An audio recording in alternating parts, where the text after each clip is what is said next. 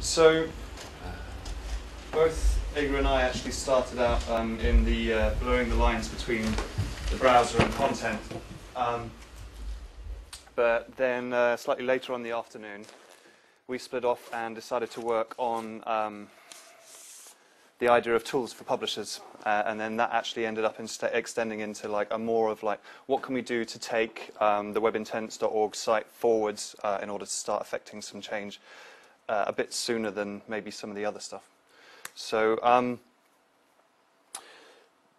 one of the first things that we sort of thought about was the idea that there are sort of four main areas that we need to be focusing on in terms of like audiences to drive the adoption of web intents. And that, so we've got the users, the end users, the people who are actually using websites that hopefully like web intents would be integrated onto.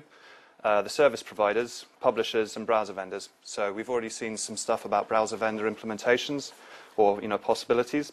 And we wanted to look at the idea of sort of starting right at the very bottom and helping publishers to start implementing web intents now in order to drive up the food chain, as it were, and help drive adoption. So one of the things that we were talking about was the idea of being able to create widgets and plugins, and then maybe look at like pushing those to people like WordPress users, and then maybe start looking at how that might be integrated into maybe WordPress.com, then maybe other platforms, and move slowly up through the publishing hierarchy, as it were. So one of the things is that at the moment, the webintents.org site is very development and technology led. And so it does a good showcase of documenting the API and some of the things that you can do technically with it. But what it doesn't really do at the moment is actually start looking at the different needs of the different types of people in this audience. So we wanted to start looking at like how to pull that out into, well, initially we were looking at publishers, so maybe thinking about a subdomain like publishers.webintents.org, sort of following the model of dev.twitter.com or developer.facebook.com, or some of the pages that are on the adlist.com domain. Then actually the other side of that coin is to do the same thing for suppliers as well. So for both of these audiences, really starting to look at like, what is the core proposition? What is it that Web Intents actually brings to this audience in order to deliver some value and really help them want to understand why they should want to implement web intents and why it's a good idea.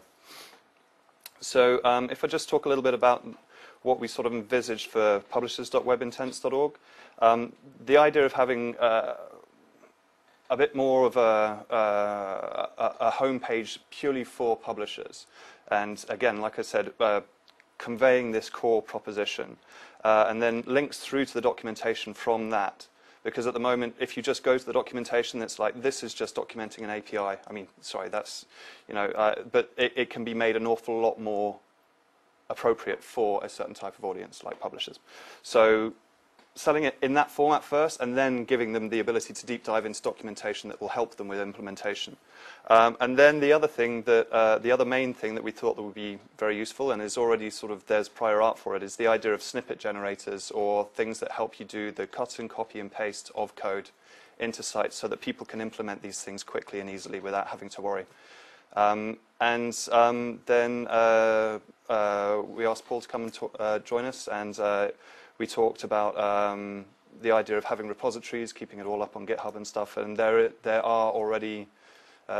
already a lot of code up on GitHub in a repository. So maybe driving people through to that and starting to actually get a bit of a community, starting to get some feedback, maybe even some pull requests and stuff.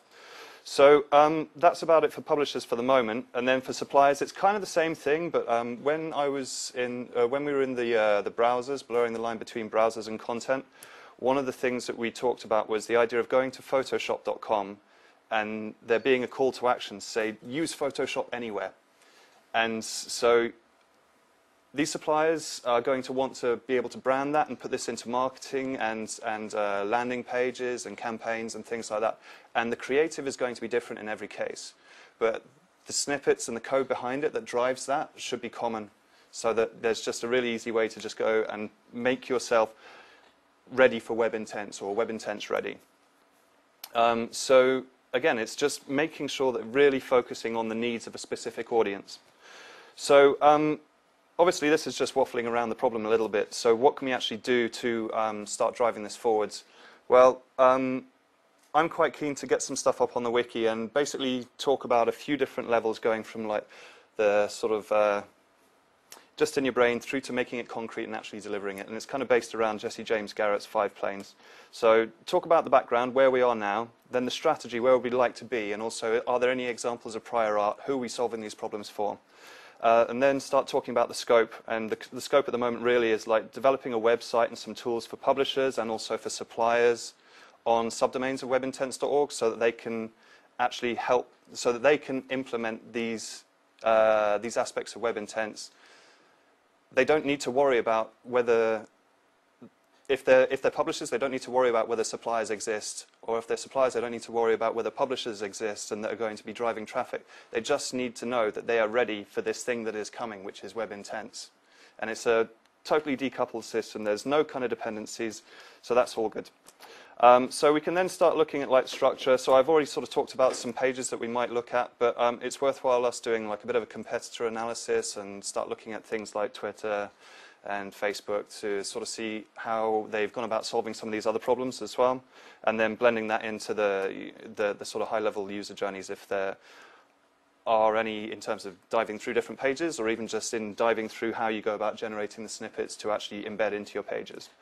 And then, yeah, start looking, doing a little bit of wireframing, and then getting through to the visual design of the actual pages as well. So there are a number of things which are actually blocking doing this. And by looking at it this way, it helps us kind of surface those, and that means that we can start to actually solve these problems. We need to get a good, solid definition of what the core proposition of Web Intents is, and that needs to be frameable for each one of these different audiences. So for users, for publishers, suppliers, or for browser vendors, why should they be getting involved in actually implementing Web Intents? If we're going to start trying to really push like Web Intents as a destination, I think it does need like a little bit of design love, and maybe starting to pull it all together in terms of like some iconography and visual style as well. I know that this is kind of a bit around the edges, but it would be something that kind of would help move it beyond just the quite developer documentation style that it currently has.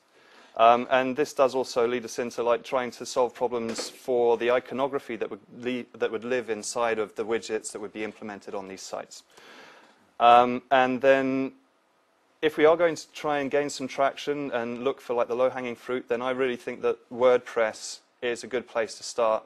And that means that we need to try and sort of pull in and attract some talent to sort of help deal with creating WordPress plugins. And so that's obviously, you know, PHP developer required with esoteric WordPress knowledge. So but I think that would be really handy. And then, yeah, there's a GitHub account already, so that's kind of cool. That's not really so much of a blocker. But obviously, this does also afford us a couple of happy accidents, which includes, you know, if we're going to start solving these problems now in terms of visual design, then they can be applied to all kinds of problems as we move along through the life cycle of like Web Intents as technology and its adoption. So that is all quite rambly and waffly, but hopefully it gives you a little bit of an idea, and maybe it's something that we can kind of rally around and start moving things forward right now. So, thoughts? Cool.